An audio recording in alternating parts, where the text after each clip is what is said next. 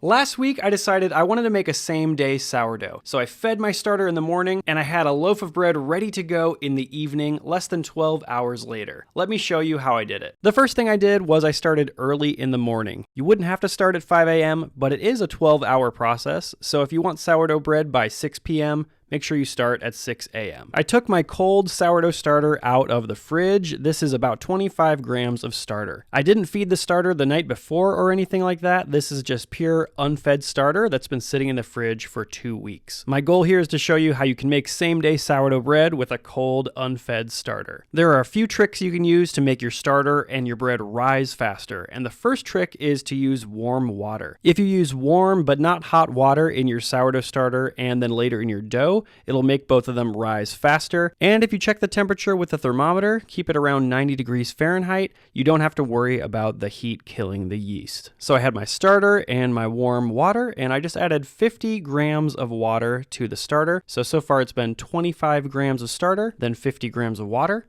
And then I stirred the starter and water together just to dissolve all of those little bits of starter on the bottom of the jar. I wanted to make sure I was feeding every single last drop of starter available in this jar so that the starter would rise as quickly as possible. And that brings me to my next tip for same-day sourdough. Use some kind of whole grain flour like rye flour. Normally I feed my sourdough starter with white bread flour because it's cheaper, but the dark rye flour or 100% whole grain wheat flour is just going to rise more quickly because it has a lot more nutrition in the flour. So whole grain rye flour like this is always my go-to when I'm making a sourdough starter from scratch, and also when I want my starter to rise more quickly. So I took 50 grams of whole grain rye flour and added it to the sourdough starter jar. That's a feeding of 25 grams starter, 50 grams water, and 50 grams rye flour. I stirred that all together to get rid of any dry clumps of flour, and I covered it up with a lid and adjusted the rubber band. Then my starter was ready to rise. And normally it takes my starter about 6 to 8 hours to double in size, but there's actually a way you could make your starter rise more quickly, even without a fancy proofing drawer. What I did was I took a thick ceramic mug and I added some very hot, almost boiling water to the mug. Then I transferred that into my microwave, which is going to act like my proofing drawer or a proofing box.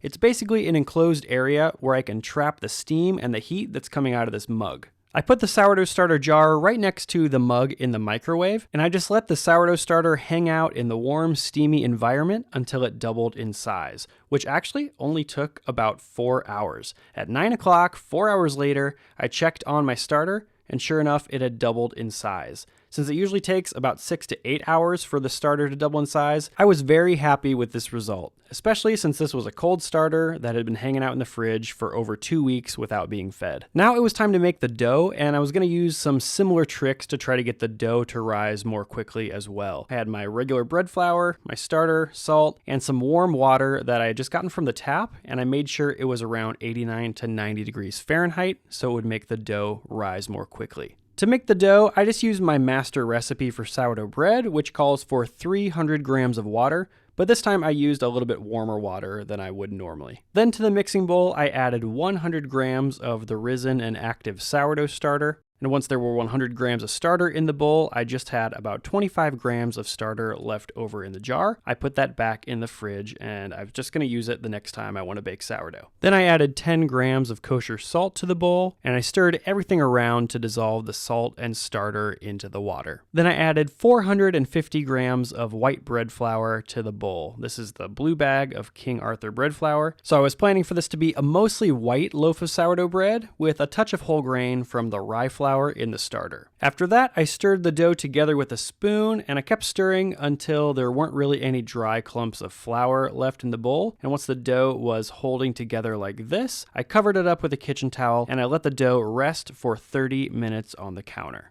30 minutes after that, the dough was holding together a lot better than it was before, and I was ready to stretch and fold. I didn't really want to spend a lot of time kneading or folding this dough because I just wanted to get to the point that my dough was rising. So I decided to just give the dough a whole bunch of stretch and folds all at the same time until the dough felt pretty well developed. I'll spare you from watching all of the stretch and folds, but I did exactly 38 stretches and folds in about a 2 or 3 minute period. And after that point, the dough was feeling better developed and it had a slightly smooth top to the dough like this. Good enough for me. I decided to move this to an oiled glass container with a lid, and I pressed it down a little bit just to make it flat. I feel like I can see how much it's rising better when I do this. I put the lid on, and this dough was ready to rise. Ideally, this dough would be able to double in size in about 4 hours, just like the starter did. So I moved it to my makeshift proofing drawer, and I added another mug of hot steaming water. I closed the microwave door and let this rise until it was doubled in size. It was about 10 o'clock when I started, and I checked back when it was about 2 o'clock, and after 4 hours, the dough, sure enough, had doubled in size. It had gained massive volume, and it was ready to shape. For the shaping process, I got out a Banneton basket that I dusted with a little bit of bread flour so the dough wouldn't stick to the basket. And since I wanted the dough to start rising as quickly as possible, I decided to skip the pre-shape step and to just do one simple shaping. So here's the simple shaping technique that I use when I want to shape an oval loaf all in one go. I started by dusting the top of the dough with bread flour to create a nonstick barrier. Then I took the dough out of the bowl and got my Banneton basket ready to go. I flipped the dough over so that the flour side was down and the sticky side was facing up. Then I just folded the dough into itself like I was closing a book, and I pressed to seal. Then I gave the dough a quarter turn and closed it like a book one more time. And I squeezed the dough together tightly so that it would stick together. And there's my shaped loaf. It's got enough tension in it that's going to hold its shape in the Banneton basket and when the bread is rising, but it wasn't too hard to shape at all. Last thing I did was pinch the seam closed and cover the dough up with a towel, and it was ready to rise. I took the dough in its Banneton basket over to the microwave and added a mug of steaming water again. And then I closed the microwave and let my dough proof for an hour and a half. With the steamy environment of the microwave, that should be plenty of time to proof. At 3 o'clock, about a half hour before I was going to bake the bread, I preheated my oven to 450 degrees Fahrenheit with my Dutch oven inside. And then after the dough had proofed for an hour and a half, I was ready to bake it. It was definitely puffy. It had risen up inside of the Banneton basket. It was ready to go.